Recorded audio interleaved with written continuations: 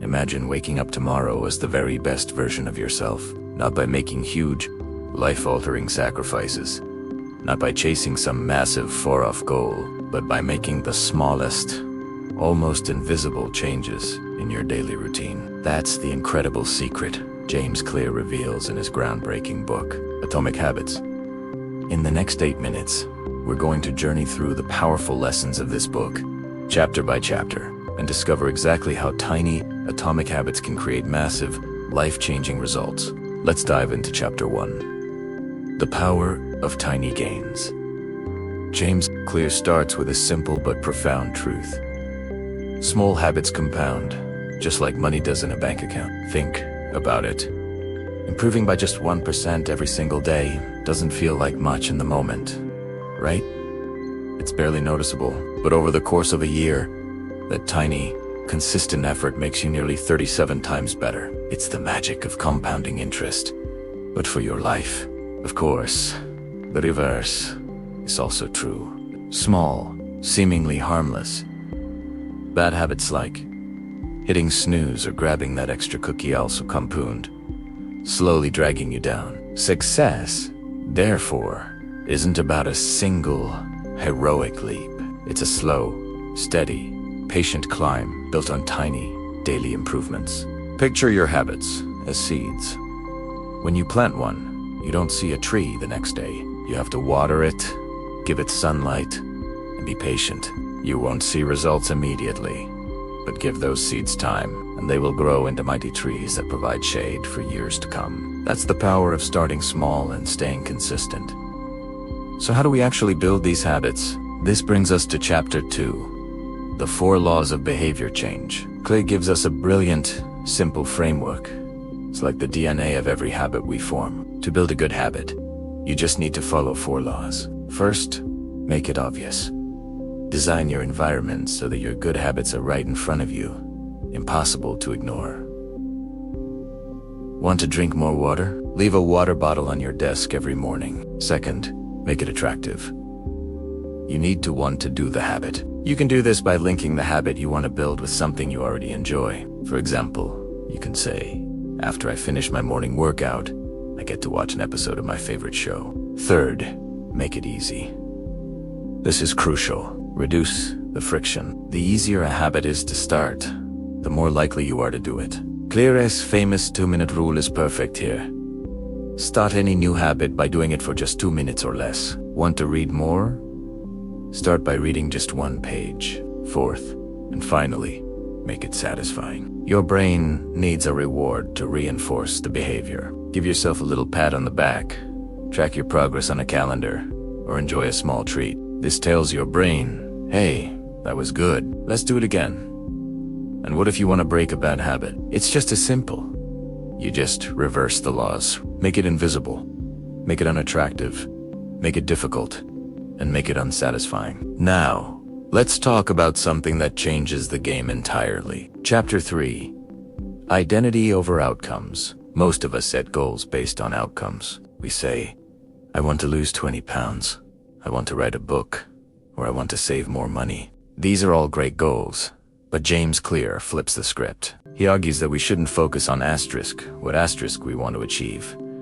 We should focus on who we want to become. Think about the difference in mindset. A smoker who says, I'm trying to quit, is still holding on to the identity of a smoker. Their entire struggle is framed around that identity. But a smoker who says, I'm not a smoker, has already started to adopt a new identity. They are becoming a non-smoker. The change feels more natural, more permanent. Real, lasting change happens when our habits become a fundamental part of who we are, not just things we do. Instead of saying, I want to run a marathon, think I am a runner. Then, every time you lace up your shoe savan for a short yuzu are reinforcing that new identity. Your actions cast a vote for the type of person you wish to become. This leads perfectly into chapter 4. The role of environment. We'd love to think that willpower and motivation are the keys to success.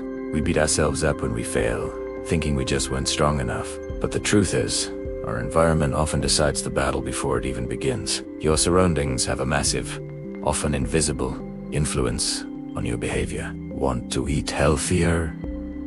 It's simple. Keep fresh fruit on the counter where you can see it, and hide the junk food in the back of the pantry. Or better yet, don't buy it at all. Want to read more books? Place a book on your pillow every morning when you make your bed. When you get into bed at night, it's right there waiting for you. These small environmental tweaks can either be a tailwind pushing you forward or a headwind pulling you back. Clear has a powerful line. We don't rise to the level of our goals. We fall to the level of our systems. Your environment is a huge part of your system. So, design it for success. But what happens when you're doing everything right, but you're still not seeing results? This is where most of us get discouraged and quit. And that brings us to Chapter 5. The Plateau of Latent Potential. Here's the hard truth. We expect instant results. We live in a world of instant gratification, but real, meaningful progress often hides below the surface for a long time before it becomes visible. Claire uses a great analogy. Imagine an ice cube in a room. The temperature is 25 degrees, then 26, 27. Nothing happens. 30, 31. Still an ice cube. Then, at 32 degrees, it finally begins to melt. That single degree was the tipping point. But all the work, all those degrees before it, was what made the breakthrough possible. Your habits are the same. You might work out for weeks or practice an instrument for months without seeing any noticeable change. You're in the plateau of latent potential, but if you stick with it, if you trust the process, you will eventually hit that breakthrough moment where all your invisible work suddenly creates visible, dramatic success. Patience is the secret ingredient. Finally, let's look at Chapter 6. Advanced tactics for going beyond. Once you've established your habits, how do you take things to the next level and achieve mastery? Clear offers a few powerful strategies.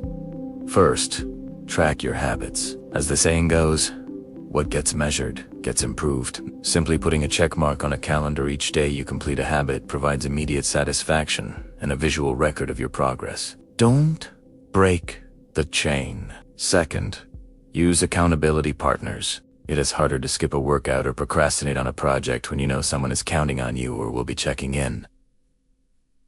A little social pressure can be a powerful motivator. And lastly, focus on continuous improvement, not perfection. You will have bad days. You will miss a habit. The key is to never miss twice. Get back on track immediately. Greatness isn't built in giant, flawless leaps. It's built in the smallest daily steps, repeated relentlessly, day after day. So, after all that, what's the real secret to lasting change? It's not about having massive goals. It's not about finding some superhuman motivation that never fades. It's about the small, consistent, atomic habits that you perform every single day. The ones that slowly but surely shape who you are. Remember the core message of the book. Tiny changes, remarkable results. Every action you take is a vote for the person you want to become. If this summary inspired you today, maybe your first atomic habit could be something incredibly simple like watching one more video that helps you grow and improve. Thanks so much for watching. If you found this helpful, please hit that like button and consider subscribing for more summaries that can help you become your best self. See you in the next video.